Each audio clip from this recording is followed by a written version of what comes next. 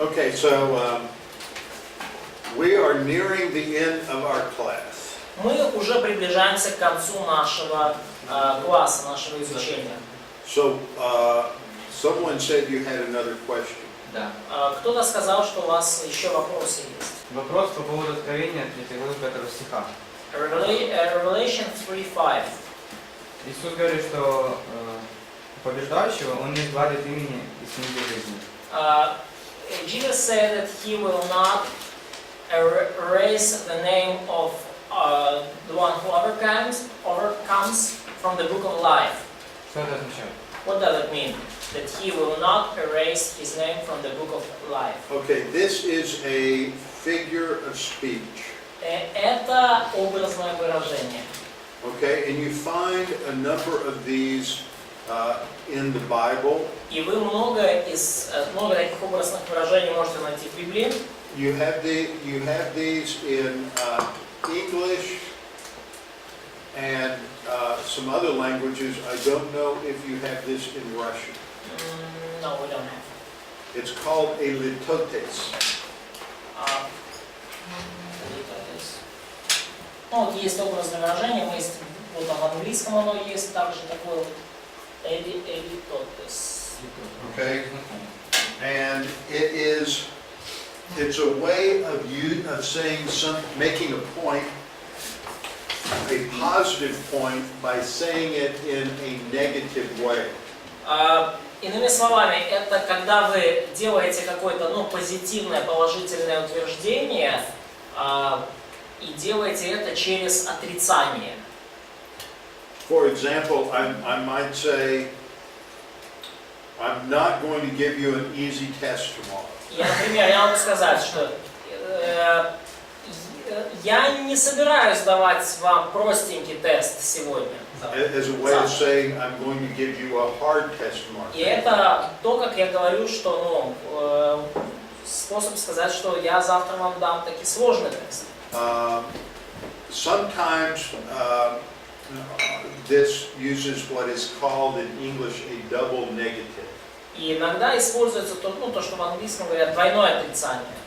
So some guy might look at a woman and say, instead of saying she's beautiful, И какой-то там молодой человек может, например, посмотреть на женщину и сказать, вместо того, чтобы просто сказать, она красивая, he would say she's not bad looking. он скажет, она не такая уж и дурнушка, да, или так, не так уж и плохо выглядит. Okay, so we often use this kind of language. И мы часто используем язык подобного рода. The Bible does this as well. И Библия тоже его использует. For example, in Isaiah 55:11, Например, в Исаии 55:11 God says, "My word will not return to me void." Господь говорит, что Слово Мое не возвращается ко мне тщетным. And it's not that it could return void. It's not that it's possible for it to return И void. имеется в виду, что не то, чтобы возможно для него вернуться тщетно. It is just a way of saying that my word will definitely accomplish what I intended it to do. Но мысль в том, что мое слово, оно совершенно точно достигнет того, для чего я его задумал. And so when he says, I'm not going to blot your name out, it's not that he could or would or blot a person's name out. То есть, и когда Бог говорит, что я не изглажу имени его из книги жизни, это не имеется в виду, что он может изгладить из книги жизни или изгладит кого-то из книги жизни. But is a way of just reinforcing that their name is written in the book of life. Но это просто еще одно подтверждение, усиливает ту мысль, что их имена записаны в книге жизни. Okay? Something you can think about. There are some jokes that names of companies are written in the book of life by pen, And the name of our Armenians like Vенцы. Yes. Yeah, it's another thing is like saying to somebody, saying, if you want to praise them, they really did a good job. Ну вот, например, да, то есть если вы кого-то хотите похвалить, если они действительно здорово справились с чем-то. And so instead of saying, well done, you say, not bad. Вместо этого вы, вместо того, чтобы сказать просто «классно сделано», вы скажете «ну, неплохо». Это так хвалит, типа, неплохо. Ну это так, последнее. It's kind of, it's not a... Ну, может, в Америке там? Are you doing such things in America? We are not recognized. It's like a full praise. 100% praise in What it is you say you're saying something positive by reinforcing it from a negative. Ну, то есть идея в том, что вы все равно вы говорите что-то позитивное через отрицание, усиливая через отрицание. Okay, and a lot of languages have these kinds of idioms. И во многих языках есть подобного рода литературные приемы, идиомы. Okay, so that's what we have in Revelation 3:5.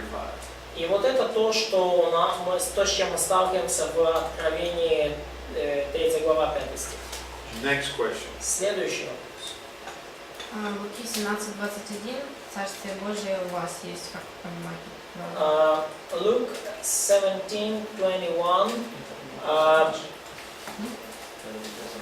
For behold, the kingdom of God is in your midst. How should we understand this? The kingdom of God. Well, let's look at what the Greek says. Давайте посмотрим, что говорит греческий.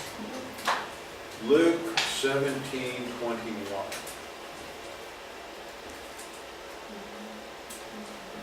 Okay.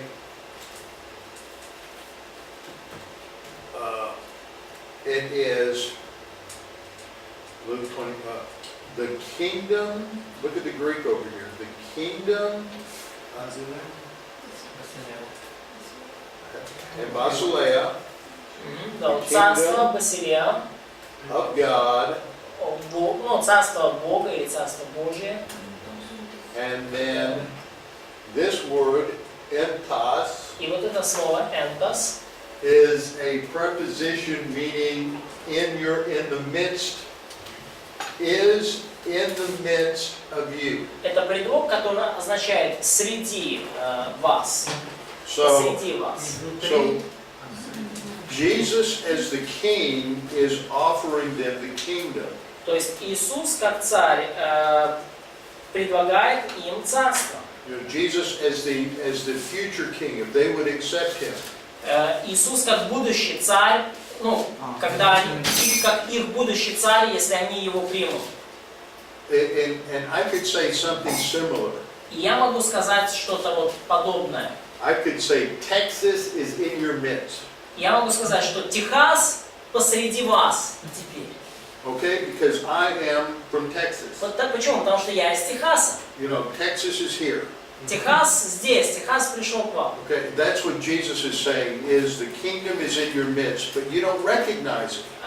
И это то, что говорит Иисус. Царство, оно среди вас, но вы его не распознаете, вы его не видите. Вопрос Царства Божие и Царства Небесное имеет разницу? So, there isn't either any difference between kingdom of God and heavenly kingdom or kingdom of heaven. No.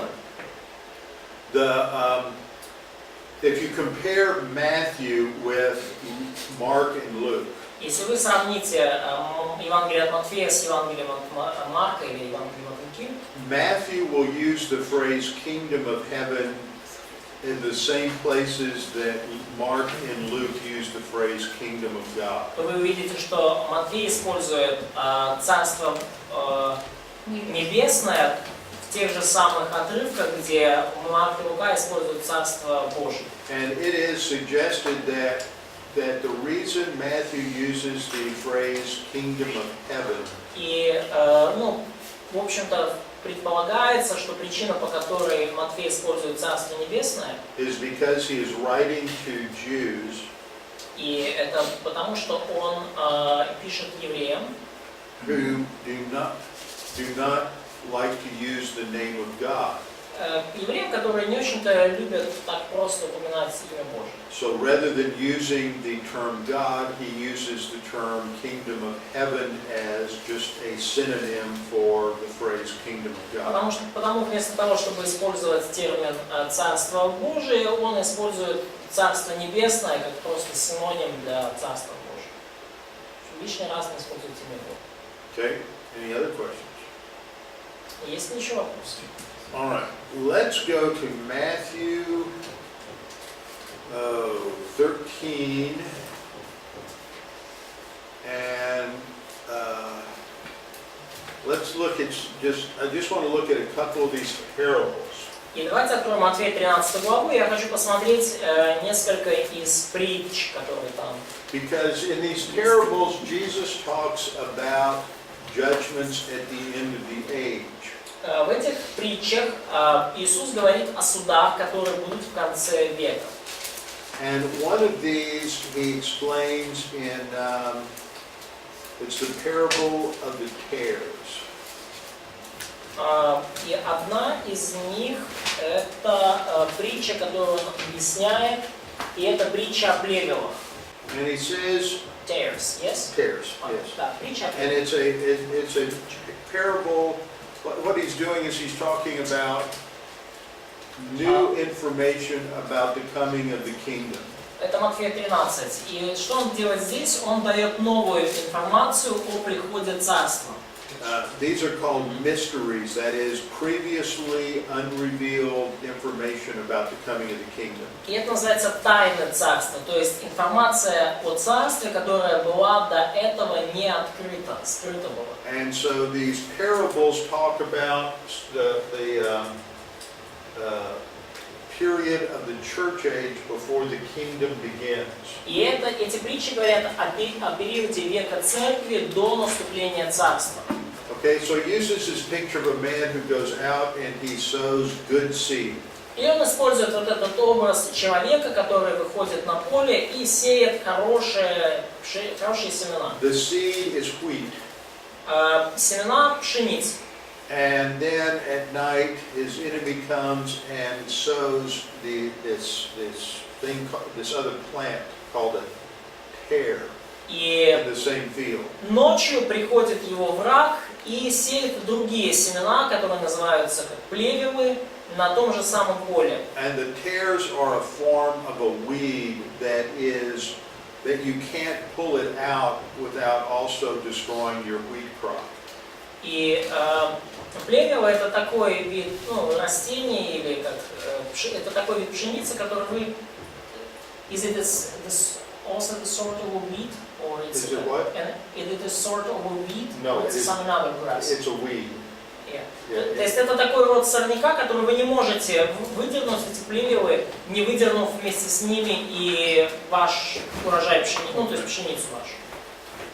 What this pictures is that through the church age, there are going to be people who profess to be Christians. То есть и о чем он это говорит? Во время, в течение века церкви будут люди, которые будут исповедовать, говорить о себе, что они христиане.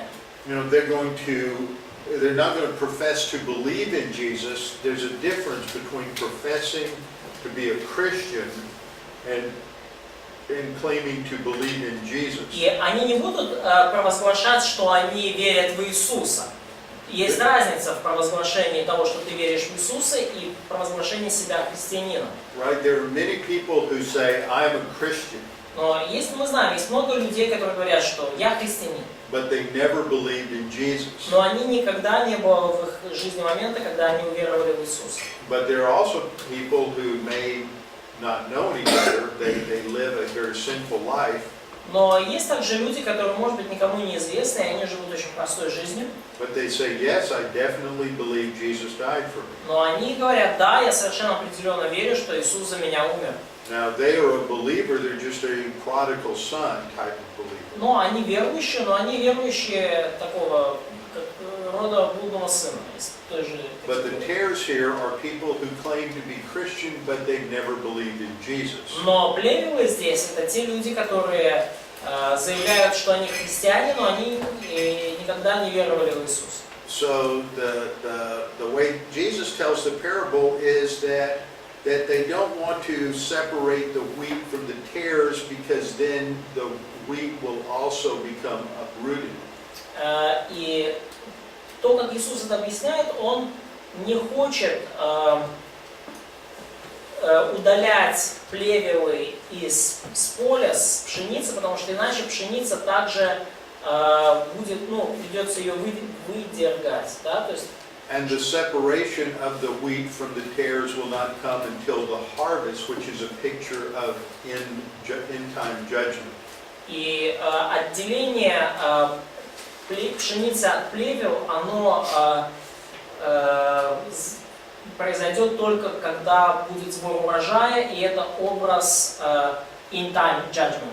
Yes. Земного суда, то есть суда, который происходит в истории на земле. So here he's not giving, specifics in the order of events. He's simply saying that there's going to be this age that will come, and there are going to be believers, and there are going to be those who think they are Christians but are not.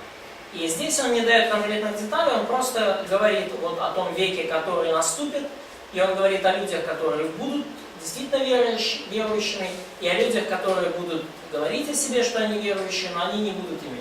And they will not be distinguished until the end of the age. И этих людей невозможно будет различить до конца века. Then the wheat and the tares will be separated from each other. И тогда уже плевелы и пшеница будут отделены друг от друга.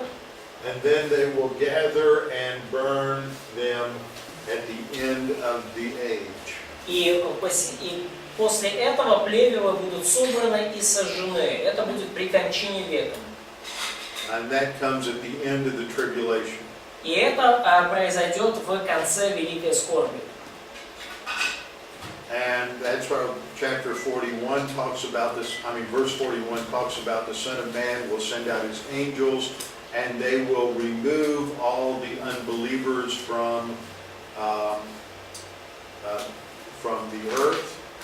И вот это то, что говорит в 41 стихе, что Сын Человеческий пошлет своих ангелов, и они удалят всех неверующих с земли. And that is like the judgment of the, just a summary, that's the judgment of those who are alive at the end of the tribulation, Jews and Gentiles. И это, в общем-то, просто суммирует, в общем, говорит о суде, который будет на земле над выжившими иудеями и евреями. And they will be cast into the, I believe this is the furnace of fire, is the lake of fire. Они неверующие, выжившие иудеи и язычники, и в 42 стих говорит, что их вергнут в печь огненную, и я верю, говорит преподаватель, что это озеро огненное. Okay, and another picture here is given in verse 47. И еще один образ здесь мы видим в 47 стихе. And this is the same kind of a picture. И это образ того же рода. Now I'm going to see if I can find a video that pictures this. И мне нужно сейчас посмотреть на компьютере, я смогу, видео, которое поможет вам это лучше представить. Now I want you to watch this guy. See, this is a dragnet. Вот это вот сеть. Okay, and what they do is they have weights at the bottom of the net here. И, то есть, то, что называется невод. И вот смотрите, они имеют определенные грузики внизу сети. And then he has a line that he holds onto so he doesn't lose the net. И есть также трос, который он держит, и таким образом сеть не может быть потеряна. And they fold up the net a specific way so that they can spin it and throw it out, and it opens up into a big circle and drops into the water. И они сворачивают сеть определенным образом, что он, когда вот ее раскручивает, кидает, она в воздухе разворачивается и падает в воду в виде круга. And all the little fish are swimming around, and suddenly they get caught up in this net. И вся маленькая рыба, которая там вот плавает в этой области, она бабах и попадается в сеть. Okay.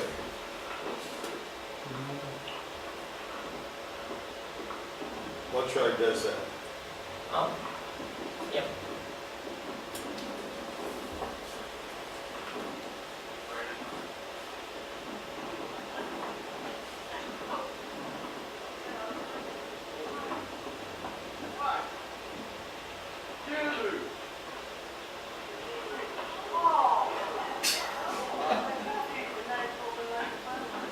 То есть вот кругом сворачивается здесь.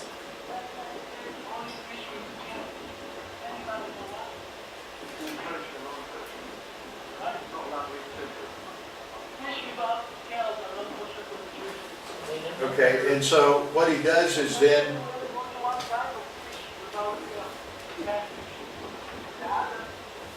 and he's explaining this, that what they do is then they would bring in the nets. И он объясняет, что они делают, это следующее, что они делают, это достают сеть. And there are, remember, according to the Mosaic law, there are clean fish and there are unclean fish. И помните, да, согласно закону Моисееву, есть рыба чистая и нечистая. Clean fish have to have scales. У чистой рыбы должны быть плавники. And so what Jesus is talking about in Чешуя. Да. Чистая рыба должна быть чешуя. let's see if he caught anything. Ну давайте посмотрим. I've never seen him catch anything. Поймает. Я никогда не видел, что он что-то поймал. I have a video from when I had taken a group out on a boat. Ну, я делал видео одно, когда я был с группой на лодке. But that is probably on my hard drive at home. Но, скорее всего, оно на моем жестком диске, который остался. So it was easier to find one on the internet. То есть было проще найти видео просто в интернете. Okay, so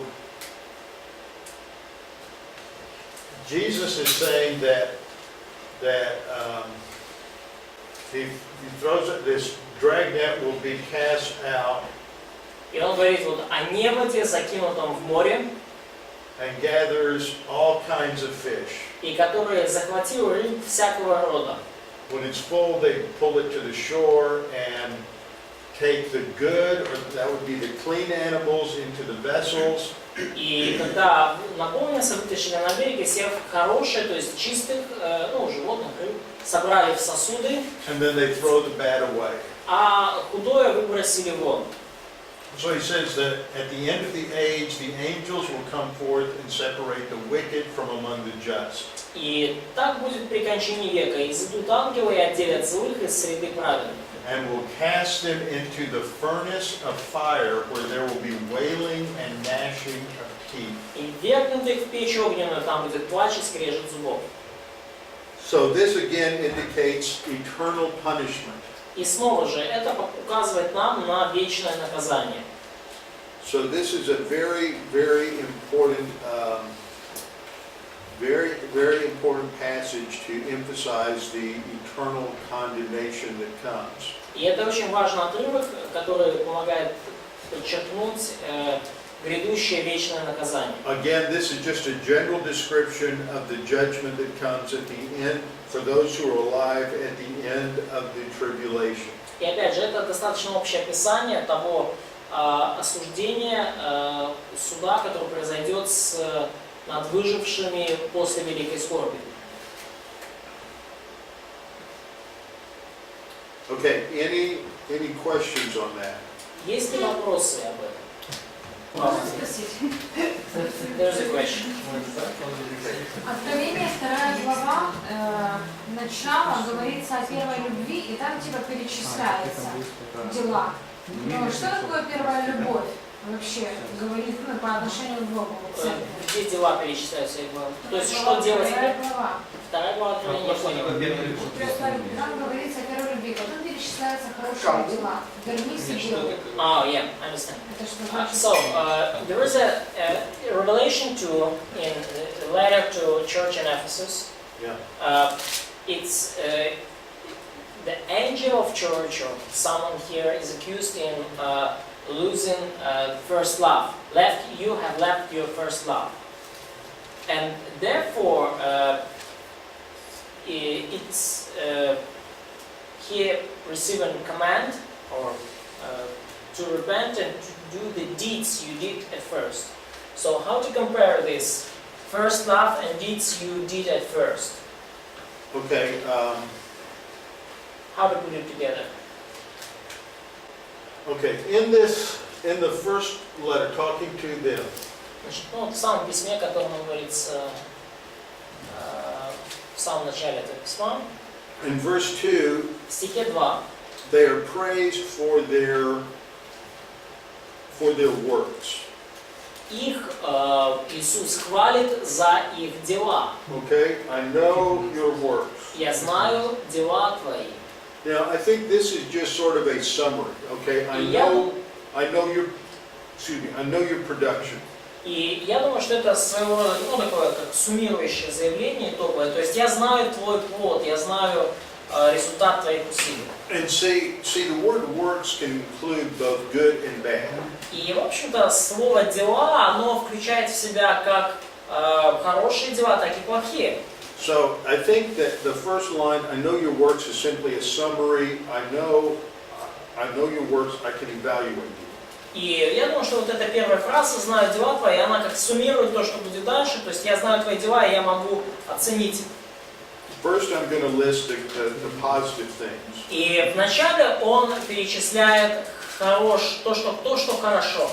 Your labor, Твой труд, your patience, твое терпение, your endurance in the face of opposition, твое терпение, постоянство перед лицом сопротивления, and that you can't tolerate, you don't put up with evil in your congregation, то, что ты не можешь сносить развратных в своем собрании, and that people have come claiming to be apostles and you've evaluated them and shown that they are liars. И пришли люди, которые назвали себя апостолами, ты испытал их и показал, нашел, что они лжецы. Okay, you persevered, you labored for my name's sake, and you haven't become weary. Ты много переносил, имеешь терпение, для имени моего трудился и не изнемогал. But then in verse 4, Jesus says, but I have this against you, you left your first love. Но в 4 стихе он говорит, имею против тебя, что ты оставил первую любовь твою. What was their first love? Какой была их первая любовь? Что это было? The way this is stated in the Greek, it puts the emphasis on, it sort of states it in reverse order. It says, your first love you left. И то, как оно в греческом сформулировано, это вот первая любовь, которую ты оставил. Okay, wait a minute. Nevertheless, I have this against you. Вот я имею против тебя, Your love что твоя of the любовь, first что твоя любовь, которая была сначала, you left. ты оставил ее. So the emphasis is on that first love. То есть акцент именно на этой первой любви. And that this is talking about probably a reference back to Ephesians 1:15 and 16. И, скорее всего, это какая-то своего рода отсылка к Ефесянам, 1 глава, 15-16 стих. In Ephesians 1:15, В Ефесянам 1 глава, 15 стих, what does Paul says? I heard of your faith in the Lord Jesus and your love for all the saints. что говорит Павел? «Посему я, услышав о вашей вере во Христа Иисуса и о любви ко всем святым». So what was their first love? То есть, какой была их первая любовь? It was that they loved one another. They had a love for all the saints. То есть, любовь была в том, что они любили друг друга, они любили всех святых. So now they have become very, very focused on their doctrinally correct. И теперь они стали очень сильно сосредоточенными на своих, на верности своих доктрин. They're laboring hard. Они много трудятся. but they are not loving all the saints like they once did. Но они не любят всех святых так, как они любили их раньше. And what did Jesus say in John 13, 34 and 35? А что Иисус говорит в Иоанна 13 главе 34-35 стих? This is how you will know that you are my disciples if you have love for one another. Вот так, потому знают все, что вы мои ученики, если будете иметь любовь между собой. So Jesus is saying if you don't change and recover your love for one another, I will bring judgment or discipline upon your church. Иисус говорит, что если вы не изменитесь, если вы не восстановите ту прежнюю любовь друг к другу, я осужу вас и подвергну вас дисциплине. Okay?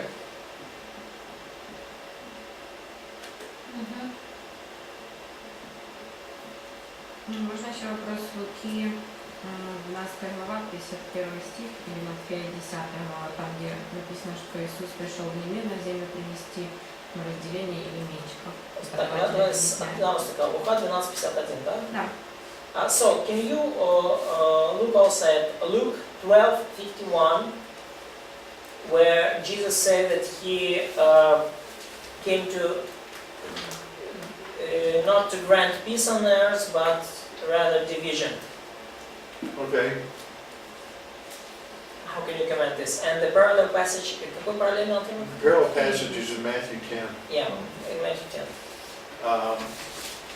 Is that Jesus tells them that well, let's look at the Matthew 10 passage. I think it's a little more clear there. Давайте посмотрим на отрывок Матфея 10. Мне кажется, там он несколько более ясный. Okay, in Matthew 10, he sends out his disciples to the villages of Israel. А в Матфея 10 главе он отправляет своих учеников в села, по деревням Израиля. But he warns them that not everyone will welcome them or their message. Но он предупреждает их, что не все примут с радостью их и их послание. He warns them in verse 17 that they will be delivered up to councils and they will be whipped in their synagogues. И он говорит, что они будут отдавать вас в судилище, и в синагогах своих будут бить вас. In verse 18 he says that they will be brought before governors and kings. И в 18 стихе он говорит, и поведут вас к правителям и царям. And then skip down to about verse 21. И вот мы в 21 прочитаем. Where it says that even family members will turn you over and cause you to be put to death. То есть вот 21 стихе он говорит, что даже члены семьи от вас отвернутся и будут умертвлять вас. In verse 23 it says, you will be hated И в 22 стихе говорится, что вы for your будете... message. You're not going to be welcome. People don't want to hear that there is a loving God who wants to call you to himself. Люди будут ненавидеть вас за ваше послание. Люди будут ненавидеть вас за то, что вы говорите о любящем Боге, который зовет их к себе. They don't want to hear that they are to submit to the authority of God. И люди не хотят слышать, что им нужно подчиниться власти Бога. They don't want to hear that Jesus is the one who's going to bring a perfect kingdom. Они не хотят верить в то, что Иисус это тот, кто принесет совершенное царство. Because this is a challenge to their agenda and to their power and to their hopes and dreams. Потому что это вызов их жизненным планам и их власти и their hopes and dreams. Их мечтам и надеждам. And Jesus says, you go out and preach the gospel, you will be hated by all for my name's sake. И Иисус говорит, что вы пойдете и будете проповедовать Евангелие, и будете ненавидимы всеми за имя Мое. Verse 23 says that they will persecute you. И в 23 стихе он говорит, что будут вас гнать. In verse 25 he says they're going to accuse you of being the devil's disciple. И в 25 стихе он говорит, что они будут вас обвинять в том, что вы ученики дьявола. If they called the master of the house Beelzebul, how much more they will call those of his household. Он говорит, если хозяина дома назвали Вельзевулом, не тем ли более домашних его. See, they're going to say that when you're going to preach the gospel, and they're going to say you're a danger to society. То есть вы будете, он говорит, что вы будете проповедовать Евангелие, и о вас скажут, что вы опасны для общества. Everybody else wants to live in tolerance, but you Christians say that what they're doing is wrong. Все другие люди хотят жить толерантно друг к другу, принимать друг друга, а вы, христиане, говорите, что вот другие неправы. You tell the racists that what they're doing is a sin. Вы говорите расистам, что то, что они делают, это грех. You tell the communists that what they're doing is a sin. Вы говорите коммунистам, то, что они делают, коммунисты, это You грех. tell the atheists and the scientists that they're all wrong. Вы говорите атеистам и ученым, что они неправы. You tell the homosexuals that they're sinful. А вы говорите гомосексуалистам, что они развращены и погрязли в грехе. They're going to hate you for that. И они вас за это будут ненавидеть. And they're going to say that you're the evil one. И они будут говорить, что это вы сосредоточие зла, это вы злы. That you are the real devil. Вы вот именно вас по-настоящему как бы дьявол. И это, то есть это. And it's in that context that Jesus says that he did not come to bring peace, but to bring a sword. Именно в этом контексте Иисус говорит, что Он не мир принес, но меч. That his message is going to cause people to choose sides. They're either going to be for Christ or against Christ. Что Его послание, оно приводит людей к необходимости выбора, то есть они должны стать или на Его сторону, или против Него. And you're going to have to decide whose side you're on. И вам нужно будет принять решение, какую сторону вы выберете.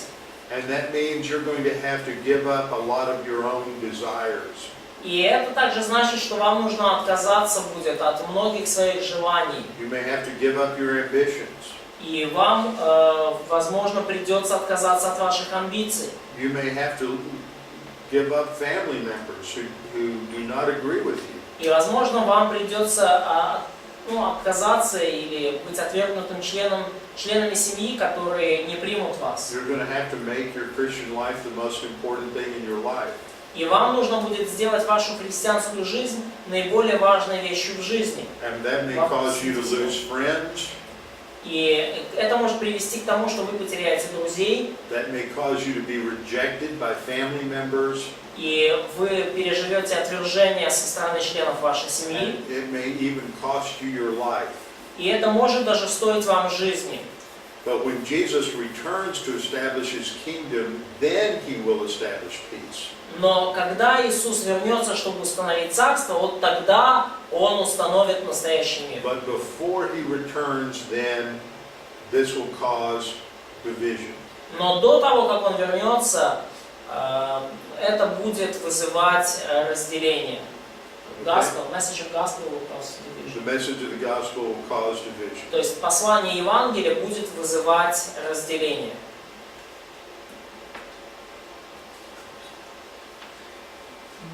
Okay?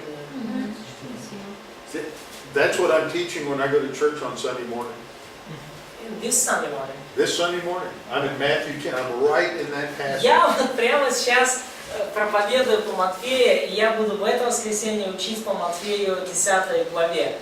Вот. И я вот вам вот только что зачитал отрывок из этой проповеди. I'm in Matthew 10, 38 and 39.